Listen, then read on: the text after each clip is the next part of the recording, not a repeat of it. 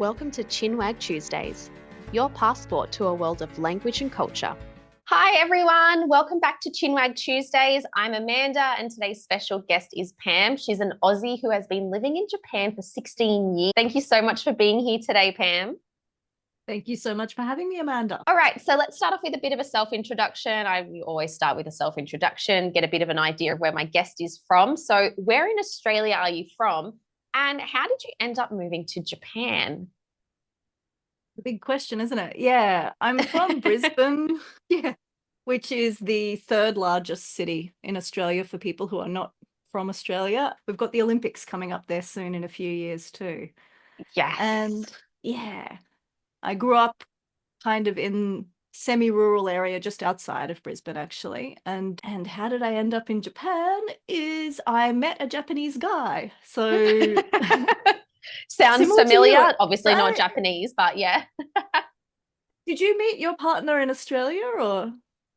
No, actually here in India. So I came here. It's so funny. I did kind of like my own eat, pray, love kind of situation. I came to India to do a bit of soul searching.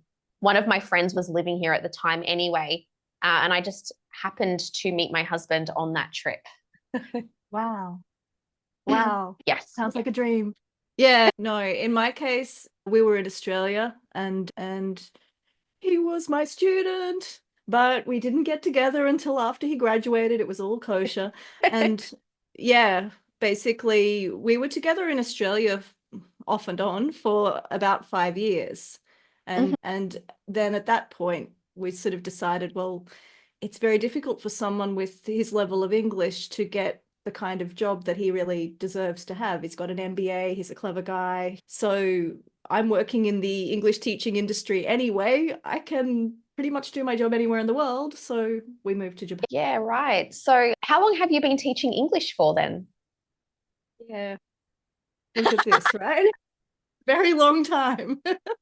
Yeah. I started, I think, when I was about 25. So yeah. Wow.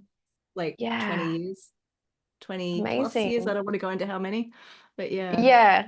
Yeah. And so do you solely just teach online now, or do you teach in schools in Japan too? Actually, just now, for the first time ever, teaching kids in real life, in person. Oh, So wow. yeah, Okay. I've So it's been started. online this whole time. No, it was always in person until COVID, and then Oh, it must, okay. and I had to learn how to do things online. Yes. And yeah, because prior to what I'm doing now, like a few years ago, my partner and I owned a small chain of English schools in Japan. And Okay. that's what we did when we came here. We started up a company, it grew, and then by the time of COVID, we were just so exhausted. Everything was just I so bet. hard in managing people, and it was just ugh. So at that point, we decided to sell. And yeah, at around the time when we still had the school, I was dabbling with online stuff.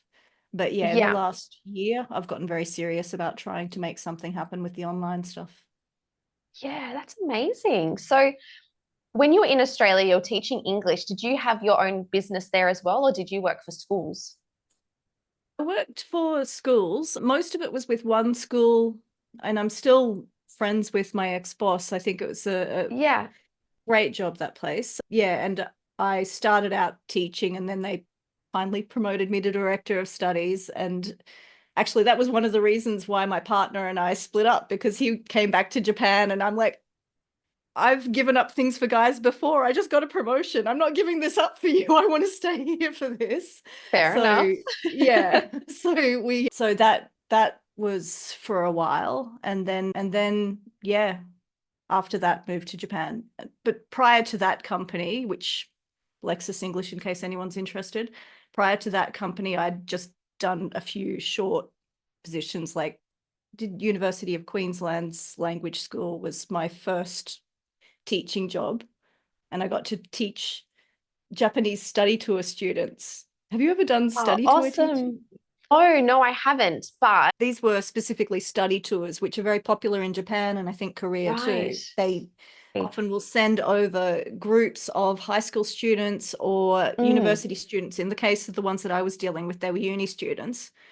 And I Okay. wasn't much older at the time, so it was great fun. But yeah, so they would pay me to go away for a weekend and take them to these sort of tourist areas, and we'd Oh, go out and sing amazing. karaoke and drink Yeah, that's together. so And good. yeah, Yeah, yeah, giving them the Australian dream. yeah, yeah, it was Oh, fun. that's awesome. Yeah, how awesome. No, I guess no, I have, I think, heard of these kind of situations, but that's really cool that you got to kind of hang out on like a social level as well. Yeah, yeah. I mean, and that was it at first. But I mean, the thing that I loved was the next job was even better because it was mixed nationalities. And that's where it Yeah. starts getting really interesting, I think. So, yeah. Yeah. Yeah. So prior to, I'm going to assume this is yes, but I'll ask anyway. Prior Mm. to COVID, when you shifted online and focused on the online stuff, your schools in Japan, they were all Japanese students? 98%. Very Okay. occasionally we'd get someone like a Korean who's been living here for a while or something like that. But most of the Yeah. time, yeah. Okay. And what about now? What kind of demographics do you have with your students now? Oh, it's wonderful. It's like we were realizing in one lesson recently that we've got representation of every continent. So, Oh, how awesome. yeah, Yeah. yeah. Like, I'm guessing you're the Australian representation. no, actually, there was one lady in the group who's Indian but living in Australia. So Ah, probably more your awesome. demographic than mine, really. But I got her. So Yeah. yeah, yeah. Oh, that's Yeah, so so it's cool. intention. That's my shtick. Is I'm intentionally trying to go for as diverse as possible so that they can learn from each other Yeah, and not just need to rely on definitely. having the teacher there. But yeah. Yeah, yeah. And then revert back to maybe their own language when things get a bit tough, because that's easy to do. Yeah. Yeah. Well, we know that too, right? Yeah. Yeah. So do you speak Japanese? Very badly. No, I mean, Probably like my Hindi. no, you're actually making effort and progress, right? I've seen stuff online that you've written. Trying to. But you know what? It's so hard. And I'm sure you probably feel the same is that I've been here 5.5 years. People assume that I must be fluent in Hindi, but my husband and I just speak English to each other. We're not forced to speak Hindi. And if we try, we revert back to English straight away because it just feels weird and uncomfortable because we built our relationship on speaking English. There's always like the relationship language, and you Yeah. can't force changing it. I noticed that with having a child too. Like when my child was first born, I wanted him to be speaking English at home because I knew he would get so much input of Japanese outside. Yeah. But after a few years, and we realized, oh, he's really struggling with the Japanese actually. And Yeah. so we switched to he speaks Japanese with his dad and English with me. And it just Yeah. feels so much more natural. And I feel really like that's just got to be how it's got to be. Like my husband and Yeah. he have a right to have a relationship in their first language, and I have a Yeah. right to have a relationship with him in my first language. That's just got to be how it Yeah. is. Yeah, definitely. I actually interviewed an Aussie a few weeks ago. She's been living in Munich, I think it's over 10 years. Yeah. Same situation as us. She met a German, moved to Germany. She's got a child, and same thing. They speak, like she speaks English. I think she's got a son. She speaks English to her son, and her husband speaks German. But now her child is at a point where he's correcting her when she's speaking German. No, mummy, that's not how you say that. So I thought that was very Annoying. cute. Like, yeah. And my son is just like, they're not supposed to get embarrassed of you until they're about 13, I thought. He's only 10 and he's already embarrassed about everything I do. It's just, Oh, yeah. That's going to happen in this yeah. situation, though, isn't it? Yeah. Yeah, wow. So, do you find it hard? I guess you're in Japan, your son is half Japanese and obviously learning a lot about Japanese culture. So, do you find it hard kind of getting your part, your personality, your history, your culture across to him in Japan? It's a really interesting question. I've been very conscious from when he was born that I wanted him to be a citizen of the world, and I wanted him to have a connection with his grandparents and with Hmm. the Australian side of him. So he was born in Australia. Okay. And that's quite a common Japanese cultural tradition, actually, that the mother will go home to her parents' place Sure. to give Yeah, birth anyway. So I took advantage of that. and I bet. and Yeah.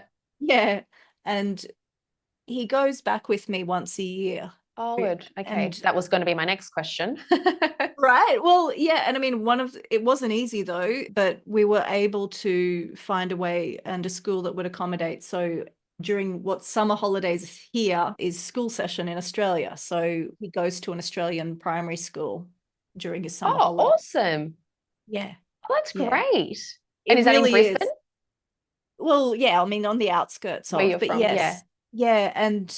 And he was before he went, he was like, oh, why do I have to study during my holidays? It's not going to be fun. And I'm like, just wait, I think you'll like it. And yeah, he Yeah. loves it because Oh, that's amazing. it's not like studying in primary school in Australia, is it? It's No, much no, more it's fun. not. So yeah, Yes. And that's yeah. great for him to experience those different kind of educational systems. So when the time comes, he might decide that, you know what, I want to go and study university in Australia and see how that goes. He's had that kind of exposure and experience. Well, we want him to, if he goes to university, what I would like for him is for him to go to university in an English speaking country because I think that gives him more opportunities. But it's got to be what he wants, right? Who knows if he even wants to go to Yeah, university? He's not true. love and study. So Yeah. Yeah. Well, look, he might discover TAFE because TAFE does give some pretty good opportunities in Australia. The only problem with TAFE, which I've noticed now, is that it makes it harder when you go to other countries that demand bachelor's degrees if you don't have one. But you can get pretty far with TAFE certifications in Australia.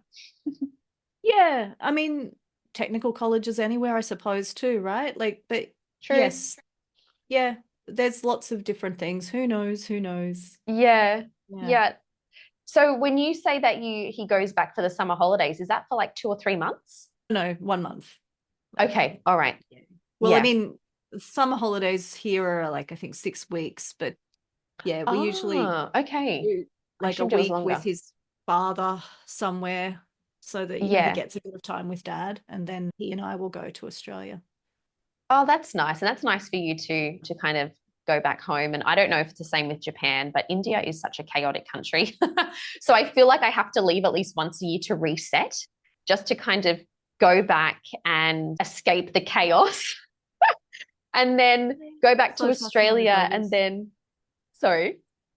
No, I'm so keep going because this is really interesting. Yeah. Yes. So I feel like I have to kind of escape the chaos and go back to like somewhere where I'm just used to so that I can then come back and appreciate India all over again. Because I really struggled for the 3.5 years when I first moved here and I hadn't left because of COVID. I almost didn't come back that first trip because I'm like, this is too hard. Like, it's just the language is hard. The way things are handled here is hard. The like bureaucracy is hard. Everything has red tapes. Everything's complicated. Trying to set up a bank account for a foreigner should be easy, but it's not. Like, things that are easy in Australia are complicated here. Things that are complicated in Australia are easy here. Like what? Like what? The first one doesn't surprise me. The second one does. What would you? I wouldn't say maybe not so much processes, but like, oh my God, one of the things I love about India is like the online shopping process. Like, Okay. from COVID, because of COVID, 15-minute grocery delivery started. So I don't remember the last time I walked into a supermarket, because if I need something, I just jump on one of the 4 different apps that offers 15-minute delivery and I get it delivered. And And it's when I not went like home a last, massive markup though. It's not very no, much more expensive. no, no, not really at all. As an example, because I just remember my yogurt, I get this Greek yogurt from the local supermarket, which is about 40 rupees, which is just under $1. And Okay. if I get it online, it's around, but that local supermarket, that's a discount supermarket, by the way. So Okay. normally I think the MRP, or in Australia it's RRP, like the retail price, I think is around 55 rupees. So you're saving 15 rupees at going to the discount supermarket. But if I get it online, it's the same. It's just the MRP, the market price. Yeah. And so when I went home last year, I remember Mum and I had gone to Woolies for something and she forgot to get pasta sauce. She's like, Amanda, can you walk up to IGA to get pasta sauce? And I was like, oh, can I just get it online? And deliver, like, return services. So let's say I buy a pair of jeans online and they don't fit. So all I have to do is jump on the app where I got the jeans from, click exchange, select my size. When they deliver the new size, they pick up the wrong size. So I've been to the post office once here. Yeah. Yeah. Yeah. So it's really cool. Once I had to get something couriered to a different state, downloaded the app of the company I wanted, did all the measurements and everything on there. They came and picked it up from my house. I didn't have to go to the post office or the courier depot. Yeah. Yeah, I mean, Japan's like, I don't know that we're quite at that level, but Japan's pretty good in terms of like deliveries and things like that too. And Yeah. the convenience is Yes. unbelievable, like compared to Australia. And you just Yeah. sort of realize, oh, okay, this is why when Japanese people panic and cry about, oh, our population is shrinking, our population is aging, all the infrastructure is going to go, you kind of start seeing the point, because I guess that's the reason why we don't have all of this sort of convenience in Australia, right? Is there's so few people and everyone's so spread out that it's just not cost efficient for these companies to have delivery services and late night shopping and that kind of stuff. So yeah. Yeah. I forgot about like how long delivery takes back home. When I think it was Christmas last year, I was buying presents for my nieces, and it was maybe like, I think 2 weeks before Christmas, it must have been. And I was like, shoot, I probably should get onto that, because here I can just buy something on Amazon and it arrives in 2 days or 3 days. And it was like, I've just missed the cutoff. Yeah, exactly. And I've missed the cutoff for like Christmas delivery. And I'm like, Christmas is 2 weeks away. Weeks, what do they need? I know. Yeah. Yeah, mind you, my sister lives in Perth, so that does add a bit of extra mileage. But I mean, it can be even longer than that, because I've got Amazon Australia membership so that I can send mum gifts without it being a hassle too, right? And no, it takes too long most of the time. But Yep. So those are, definitely things I love about India. So things that are, I guess, complicated, not super complicated, but maybe just inconvenient, let's say, are very convenient here. You find India chaotic compared to Australia, you said, which I find so fascinating, because I guess if we talk about cultural differences, then I'm probably at the opposite extreme, where you're feeling like too much chaos and too much stimulation, and I'm feeling not enough stimulation, not enough chaos. Yeah. And so Australia would be somewhere in between India and Japan on that, I guess. Yeah. So you know what? Not so much anymore, but I used to teach on DMM, Engu. Have you heard of that? It's actually a Japanese English teaching platform. It's like a marketplace. So I used to teach on there just as a bit of a schedule filler. And I've had a couple of students on there on the odd occasion who just happen to be moving to India or living in India, Japanese. And like maybe their work has like moved them to here or relocated them. And the ones who were in India already, they said they really struggled with like punctuality. And that's something I mentioned to this one student who was planning on, like, who was ready to move. And I'm like, there is no time management here. Nothing is ever on time. And that's something they have to prepare for, because Japan is so punctual and so sufficient with its timings. And I mean, I haven't been, but I've heard stories. I think my brother told me the train was 1 minute late and the conductor apologized. As they should. No, I mean, my God, my husband used to be such a pain when we were in Australia, because Australian buses would be like, they'd be 5 minutes late or something, and he'd be just, like, it's just 5 minutes. Come on, calm down. Yeah. But the good thing now is you can check live updates of the bus and trains, which is really cool. Yeah. Yeah. No, it's good. It's good. But yeah, I think you were asking about like cultural differences, and I think very much that the extreme order and the privileging of order over emotion, I think in Japan is something that was a big cultural learning curve for me. So yeah. Whereas here it's completely different. It's like emotions over order. It's very dramatic. Like, I don't know if you've ever heard of the loop earplugs. Okay, so they're basically, my husband laughs at me. He thinks I should just be using cotton in my ears, but they're earplugs to block out background noise, because I get so overstimulated because of the noise here, because you've got car horns beeping, you've got the dogs barking, you've got people talk, they shout for talking, and it's so loud. And that's what I mean by it's a bit chaotic sometimes, because I didn't grow up with this kind of noise.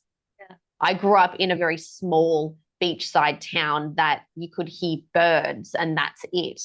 So to Yep. then come here, and when my husband's family come over, we see them once a week or so, they have the TV on really loud, the bass. One of them will be in the kitchen and they don't get up to talk to the other person. They shout across the TV. And that's so normal. It's so normal for them. And so, like, I can't exactly say, hey, can you keep it down when that's their behaviors? So I'm like, well, I'm going to do something that will make it easier for me, where I get less stimulated and a bit less overwhelmed. And yeah, so I bought these earplugs. Yeah, well, good for you. Good for you. I'd probably be doing the same thing. Yeah. Yeah. So when I say it's chaotic, it's controlled chaos a lot of the time. But, sometimes you just, I want to walk into a supermarket and not have to think about how I'm going to ask something or think about speaking in Hindi and just kind of communicate in English. And I'm sure anyone who's watching this who lives in Australia or a different country can probably relate. Sometimes you just want to speak your own language Yeah. and be understood. Yeah. Yeah. And I mean, I find Japan fascinating for this though. I don't find it in too many other countries that I visit because here when I reach my limit of Japanese and I need to revert to English, I'll ask the other person, can you speak English? And then if they do, I always thank them for speaking English with me. And Yeah. inevitably in Japan, they're always like, I'm so sorry. I'm so sorry for my poor English. And I'm like, are you crazy? Like, it's your country. I'm here. I should be speaking your Yeah. language. And yet I'm Yeah. greeted by people who feel ashamed of the fact that they can't speak English with me. And I'm like, Yeah. anything you can do here for me as a guest in your country is a bonus. Like, Yeah, yeah. exactly. Yeah. Yeah. I think I always try and speak Hindi wherever I can. There's still very much a kind of colonial hangover or like a hangover of colonization. The British left only in 1947. So there's still Yeah. people alive today who remember the British being here and remember them leaving. So I don't like speaking English too much and expecting people to speak English because, like you said, I'm a guest here. So I feel like it's just extremely inappropriate if I just expect everyone to speak English. So I try with Hindi, and then some people will say, oh, you can speak in English, it's okay. And I'm like, oh, thank you. Oh, wow, Amanda, though. I mean, like, I'll have exactly the same feelings as you, but I'm just lacking the actual stamina to go ahead. My Japanese is just awful. But yeah, Oh, it's so what are you tough. gonna do? What are you gonna do? Like, I think, yeah, I can spend my life learning a language that I know I'll never end up being fluent at anyway, or I can just go, oh, whatever. I've got what I need to get by, you know. Yeah, and I think that's where a lot of us get to that kind of point where you're like, well, I can get by quite comfortably with my current level. So let's just kind of leave it. My in-laws don't speak English. So Ah, I feel like I want to keep improving so I can have meaningful conversations with them. does speak English, and I think it's great. Have a Yeah, much more peaceful relationship with them than many of my friends have. true. Yeah, that is relatable. Yeah, so, but yeah, like where I live, if I go into the main city, everyone speaks English. Like I'll walk into Starbucks, don't like going to Starbucks, but in the main city, it's one of the only places that do non-dairy coffee milk. Anyway, so yeah, people will ask me, how can I help you today? And I always reply back in Hindi because I'm just trying to get my skills up. And then everyone's always really shocked that I can speak basic Hindi. Nice though. And I mean, side note, but is Starbucks big in India? Huge. I have like 5 in my Awesome. city alone. Wow. Oh, I mean, I don't know Yeah. how big your city is though. Is it Smaller than Brisbane. okay? The And population is less than Brisbane. Yeah. So I think Brisbane, I can't remember the population now, but my city has like around 1 million people. about And we had, 1.5. yeah, we got India's first drive-through Starbucks and it opened during COVID. Know that that Yeah. existed. Okay. All right. Yeah, yeah. Yeah. So I mean, it's an area on like the highway where there's all the big drive-through places like McDonald's, KFC, Burger King. Yes, Burger King. But yeah, I mean, more and more little cute little like boutique cafes are opening up that are doing coffees and things like that. But if you go into the mall, like let's say you go to the mall in Australia, you will not really see Starbucks, maybe one. But Starbucks never There's really cracked all Australia. cafes. Yeah. No, it didn't. Like you'll see the odd one and it's just full of tourists. But you go through a mall and you've got like so many different cafes there. But here, it's mostly Starbucks in malls. They don't have cute little cafes and things like that where you can get coffee. All of those cafes are like in the outskirts. Yeah, but you sort of realize, oh, Australia really does have a coffee culture compared to a lot of countries, I think, once you travel, because it's not, well, it wouldn't have been my image of our own country, right? But I guess it is, because the same thing, I would never go to Starbucks in Australia, and I'm not a coffee snob, but even me, I think, oh no, I can't go to Starbucks. That's just not cool. But in Japan, it's one of my first choices of a coffee shop to go to, because it's one of the few places here where nobody smokes in the coffee shop, and there's comfortable upholstered chairs, and it's a bit more spacious than your average coffee shop in Japan too. So everything's contextual, I guess, isn't it? Yeah. I first started going to Starbucks mainly because it was the only cafe that did, like, 'cause I drink almond milk, I don't like dairy. But then also I started going there just because of the familiarity, because every Starbucks is the same inside. It doesn't matter what country you're in. So it kind of, not that I ever really went to Starbucks in Australia, but it gave me that kind of feel. So it really helped with homesickness after a while. Yeah. Yeah, there is that, isn't it? It's weird how these like soulless multinational corporations can make you feel at home. I know, yeah. It does happen. Yeah. Yeah. There used to be one, because I actually lived in Brisbane. I'm going back to Brisbane next week. I used to work in the CBD on Adelaide Street. And there used to be one Starbucks at the kind of, do you know much of the mall? Yeah. Yep. Yeah. So like that crossroads where everything, all the lights turn red and you can kind of walk in any direction to get across to the just mall. go to Queen's Plaza. Yeah. Yeah. Yeah. So pretty much at the bottom of Queen's Plaza, there was a Starbucks, this tiny little Starbucks there.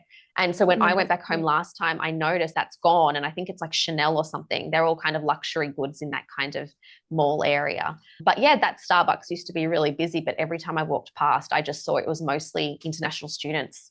I'm assuming because they had their laptops in their bags, but they were not Australian. To be fair, there's a lot of the school that I used to teach on was on Adelaide Street.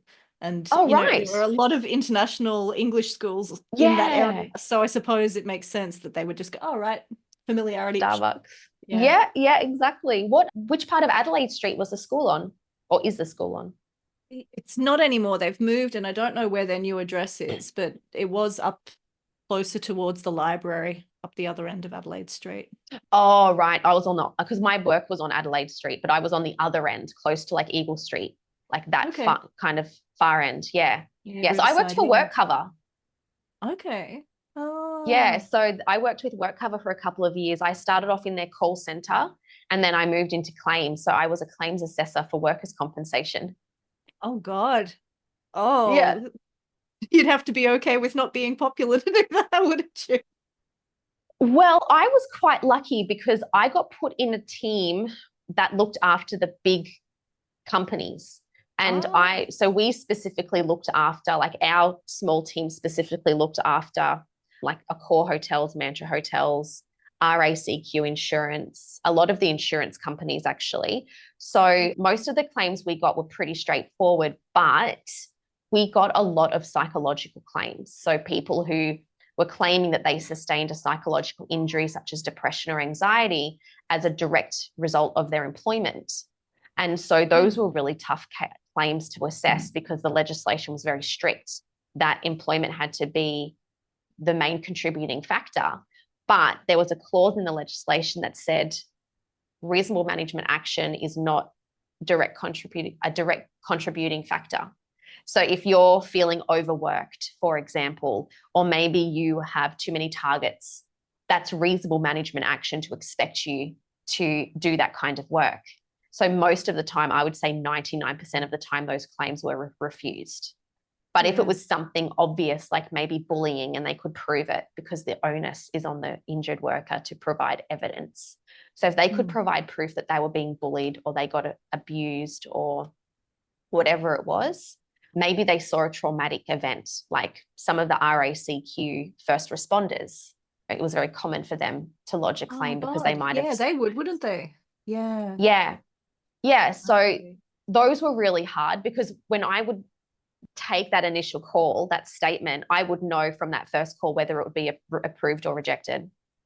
And so then I would Right. have to go through that process, not kind of giving away that, look, I know that this is not going to go through.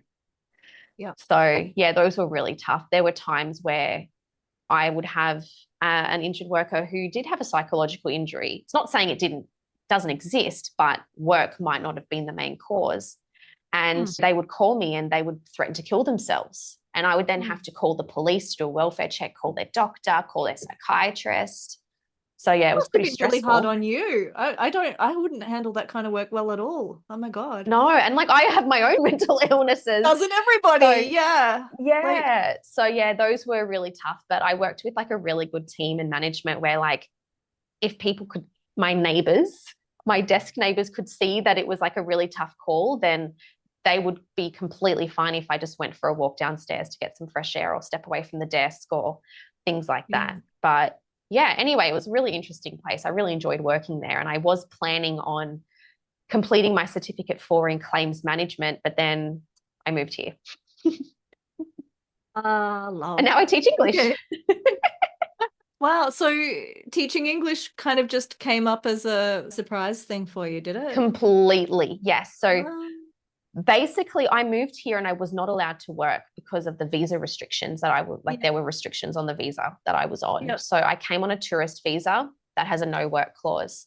We got married. I changed into a partner visa. I was like a sponsored partner visa that also had a no work clause. And then after we had been married for 2 years, I could apply for my permanent residency card, which then gave me work rights. So for a long time, I wasn't actually allowed to work. And then eventually, when I was able to, I was looking for work that was flexible. I could do online because it was still during COVID. I could pick my own hours. That was really important for me to be able to just have flexibility because the Indian work life is quite hectic. It's a bit like Japan in a way. There's not really much of a work-life balance, long hours, things like that. Also, because I didn't have that bachelor's degree, it limited my options here. Right. So then I came across Cambly, this online teaching platform, which markets itself to potential teachers as a conversational platform. So I started on there and then I really enjoyed it. I kind of got that social connection with people again.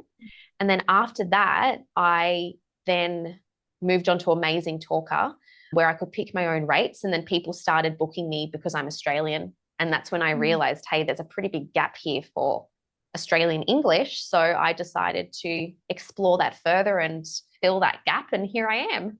You are. Yeah, good for you. Good for you. Okay. Yeah. So that's kind of how it started. But yeah, English was never something on my radar at all in Australia. Wow. And look at you now. Interesting. Yeah. So anyway, I think I feel like I've talked more of this interview. Sorry. Now, actually, to go back to you teaching English, I know in your Instagram that you say that you kind of focus mostly on adults and teaching advanced spoken English. So, but then you just said before you started teaching kids, but let's focus online. That's me working for another company. My own business is teaching adults. Mm-hmm. I'll include teenagers as adults, but basically I'm trying to focus on what adults need to learn English, spoken English. Specifically, I'm targeted at intermediate to advanced. But yeah.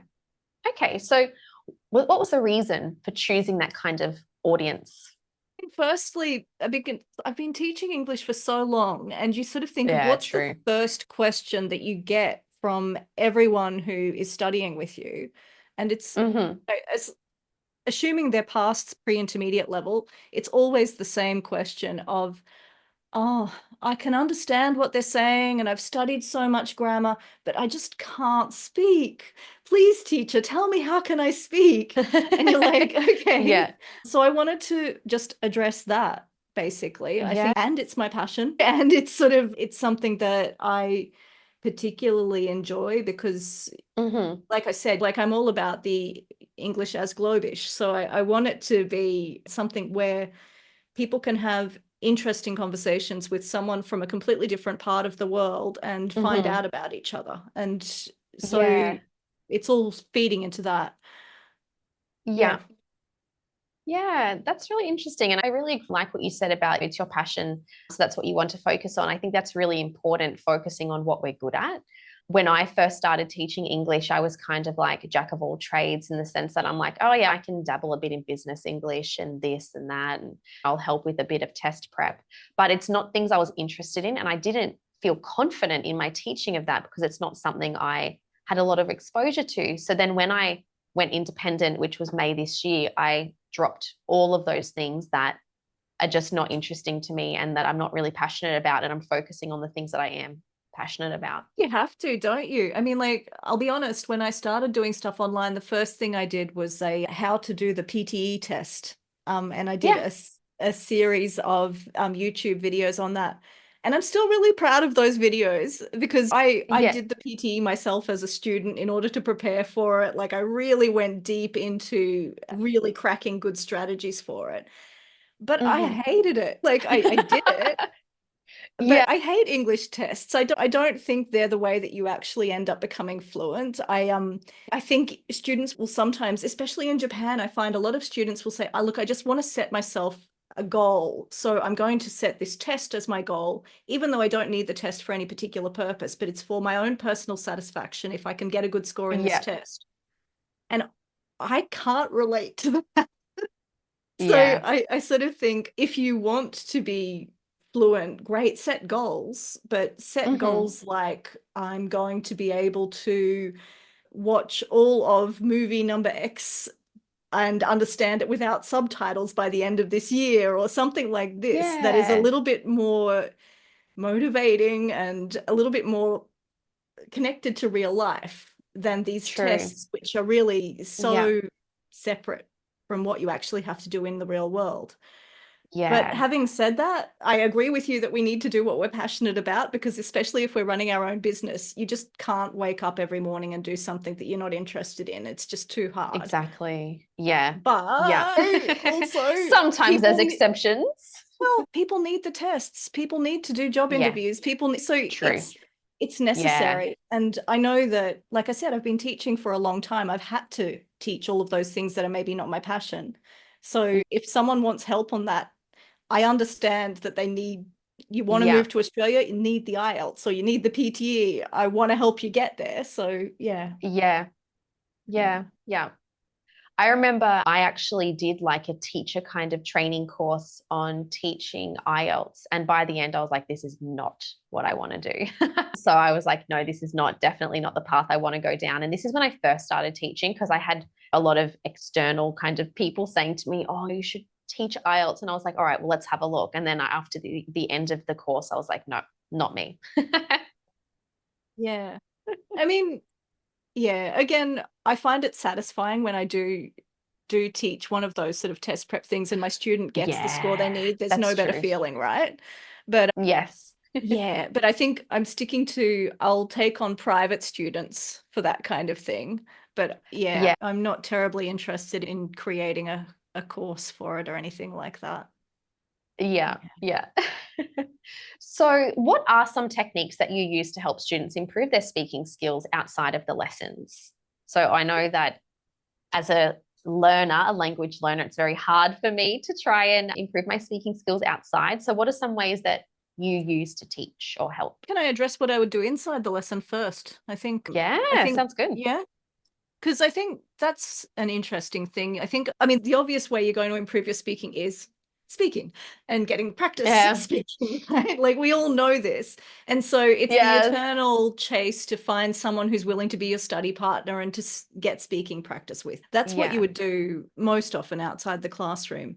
But I think what is interesting when you are in a class, and which is why I love my group lessons so much, is if you've got a teacher who is a little bit sensitive to how they partner students, that can make a massive difference. If you're putting students into Mm, breakout rooms and you're aware of the differences in their levels and the personalities, and you're able to partner people who are going to get the most out of each other in a way. I think that's something that is important. I think the timing, making sure that people have a chance to talk to each other before then they have to come back and talk to a whole group of 20, 30 people, doing that kind of thing is important too, right? So having a supportive background, I think, is probably the most important thing, whether you're in a class or outside of a class, being in that sort of supportive environment where you don't feel like a fool, because Yes, so true. that's the number one killer, isn't it? Like, basically, there's no magic to improving your speaking. It's just doing it, getting feedback by checking whether the other people are understanding you. And if they're not understanding you, fixing it, doing it better, checking, doing it better, checking. And it's just that loop that goes over and over again. But you get stuck if you do it and then someone just laughs at you, then it's harder to go back onto the loop and keep on getting better and better. So I think, right? Like, I think we sort of feel like wusses for saying, oh, but I wish I could have that supportive environment, but I should be tougher. Like, oh, don't be so hard on yourself. We all need that supportive environment. Try and find it, create that situation for yourself, and then you will get better. Yeah. When I first started learning Hindi, I just refused to speak to my husband for like months while I was learning, only because like he would laugh at me, but he's like, oh, you sound so cute, blah, blah, blah. And I'm like, don't laugh at me. I'm learning. Then I kind of got over that eventually. But yeah, it is really hard when if people kind of laugh at you or they might say something nasty. So I think having that supportive environment is really important. Yeah, it is. It is. And I mean, outside of the classroom too, I think there's just so much that you can do nowadays that you couldn't do even a year ago. And it's exciting. You know, it's scary too, but it's exciting. The fact that you can just use ChatGPT as your speaking buddy and have a bit of practice that way. I am not trying to do us out of a job, and I'm also not trying to say that AI is in any way the same as having a connection with a human. But I mean, use both. It's great to have a robot there. It's a nice complementary tool. Yes. Build up your skills, and then you can use that with real people. Why not? Yep, exactly. Yeah, I really love that because I do teach my students to try and just talking to themselves at first. I do kind of forget about using like ChatGPT as a speaking buddy, but it can help because it's those kind of things that you do in the privacy of your own home when you are a little bit scared, and it's taking those kind of small steps to then move that conversation outside. And it could just be something really simple like ordering a coffee or going to the local supermarket, and instead of going through self-serve checkout, go and be served by someone. Those are the small interactions daily that are going to help build your confidence. And I mean, especially, I mean, I guess in India, there's often places that they can go where they would be able to interact in English. Am I right in assuming this or not? Do you mean like kind of study like language groups and things like that? I just mean that like English is fairly widespread in India. Oh, yeah, exactly. Yeah, definitely. Yes. I mean, depending on the region, small kind of rural farm areas or regional areas, probably not so much, but definitely in the bigger cities. Yeah. Yeah. So they've got that as like goals to be able to set for themselves. But for people in countries that are don't use English so much, we're all online now anyway. We're all like connected to our phones all the time. So why not take advantage? Like, I know social media is probably destroying our souls in some ways, but it's also, I mean, at its core, it's a way for us to connect with people from other countries. And we can use that for good or for evil. So why not try and use it to learn and to develop our skills? Yeah. I think so. Yeah, I encourage my students to sort of, when they're watching us on, don't just watch, try and like go, oh, okay, I learned that new word. Let's try and like comment to someone using that word in the comments below and get a conversation going, because then it's not just input, they're getting the practice as well. So yeah, for sure. I actually used to have this student, he's from India, but he lives in South India, where English is not spoken at all, really, and neither is Hindi. They have their own regional language in that state that he lives in. And this was back when I taught on Cambly, and he was doing like, I think his package was like an hour, 7 days a week. So he didn't do classes with me every day, but he did not speak English to anyone outside of these Cambly classes, but he got really good because he was speaking every day for an hour to an English speaker. But he had set himself a goal that he wanted to call up, let's say, Amazon customer service, for example, and they say press 1 for English, 2 for Hindi, blah, blah, blah. And he wanted to speak to someone in English because he felt a bit safer that way, that if he couldn't understand them, he could just end the call. Interesting. So, yeah, I mean, I don't know. I stopped on Cambly and I never really got a chance to ask him if he did that, but I kind of liked that, because if you did kind of panic, you could kind of just end the call or hang up or whatever and then try again. Whereas you can't do that in real life. You can't just run away. Well, I mean, just because you're speaking another language is still real life. But yeah, I take his point. Like, I was talking to a friend Face to face, recently. let's say. Yeah. Yeah. I mean, I was talking to an Indian friend recently who was saying that he does feel a bit like it's play acting when he speaks in English as compared to his first language or Hindi. Yeah. Yeah. So Yeah. there is that. Yeah. Yeah. Yeah. But lots you can do. Oh, and writing. I think I'm always trying to encourage my students to write too, because it's a productive skill like speaking is. And we're so used to just scrolling, and we forget how much that's just passive. You're just taking things in all the time. So if you want to be able to get fluent, you need to start using the active side of it. And writing is what you can do when you're by yourself. So yeah, for sure. And it's a way of trying to get your thoughts out on paper, which will then kind of impact how you get your thoughts out of here too. exactly. Yeah. I love it. All right. So just jumping back to your experience in Japan now before we finish up. But you mentioned before about a cultural challenge was, I guess, what you had said about the order over emotions in a way. Oh, yes. Yeah. Were there any other cultural challenges that you faced, or what was the biggest, I guess, that you faced while being in Japan? I mean, I think that's it. Like, yeah. Sorry, Japan, but the loneliness. And I guess anyone who goes to But there are any studies country, now that have shown that Japan is quite a lonely country, isn't there? I guess. Yeah. Yeah. I mean, I can feel it. I lived when I was 19. I went to Indonesia for 6 months, and the experience there was just so vastly different to the experience here. And I mean, older, it's a different stage of my life and everything. But even all that aside, you just sort of think, I just remember feeling maybe more overwhelmed, like you were talking about India, like Indonesia felt a bit more on that side of things, but everything felt very social, very connected. I'd be walking down the street, there'd be some people playing guitar and singing on the front porch of their house, and they'd call over, hey, white girl, come and sing with us. Like it was very easy to make connections with complete strangers. Whereas here, and especially in the Kanto region, just like the greater Tokyo area, even making eye contact with a stranger is, it's so.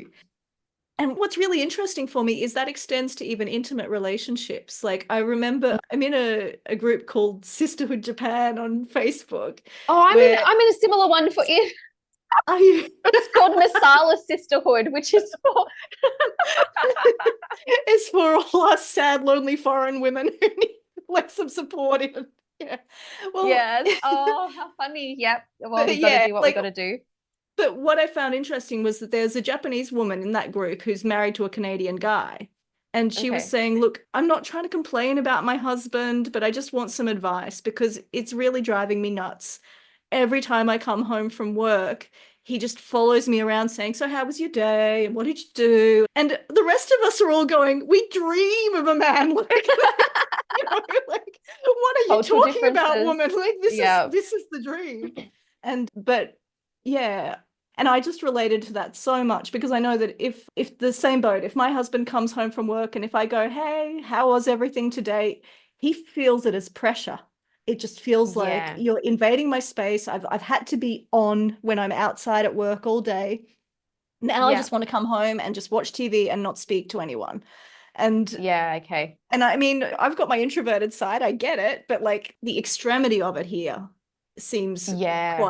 quite a lot compared to what I would expect. So it Yeah. does seem like a culture that yeah, it's just there's so much pressure on being polite and being Mm-hmm.